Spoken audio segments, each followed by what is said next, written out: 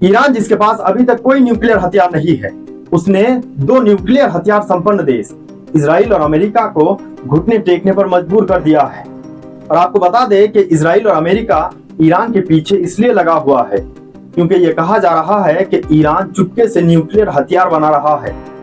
और इजराइल को इस बात का डर है कि अगर ईरान ने न्यूक्लियर हथियार बना लिया तो सबसे बड़ा खतरा इजराइल को है। और इसीलिए अमेरिका और इजराइल नहीं चाहता कि ईरान के पास न्यूक्लियर हथियार हो। दरअसल 13 जून को इजराइल ने जब ईरान पर हमला किया तो इसके जवाब में ईरान भी इजराइल पर हमला करना शुरू किया। और इजराइल, जिसको अपने एयर डिफेंस सिस्टम आयरन डोम पर बहुत नाज था और कहा जा रहा था कि इजराइल के इस एयर डिफेंस सिस्टम को भेदना बहुत मुश्किल है, लेकिन ईरान ने जब अपना मिसाइलों को छोड़ना शुरू किया तो इजराइल का ये एयर डिफेंस सिस्टम ईरान के मिसाइलों को रोकने में फेल हो गया और ईरान का मिसाइल इजराइल में तबाही मचाना शुरू किया। और इसके बाद ईरान ने इजराइल के ऊपर ऐसे ऐसे मिसाइल दागना शुरू किया जिसे देखकर दुनिया भी हैरान हो गया। और इस जंग में इजराइल के ऊपर जब ईरान हावी हो गया था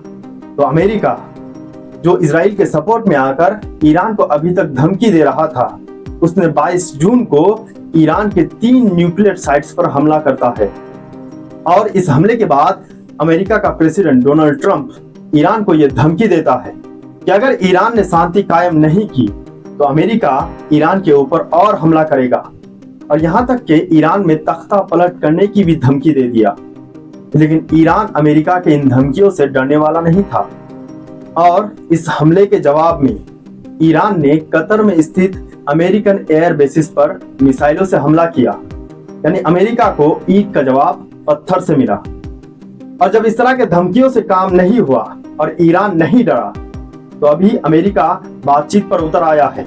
और बातचीत करके सीज फायर करवा के इजराइल को बचाने की कोशिश कर रहा है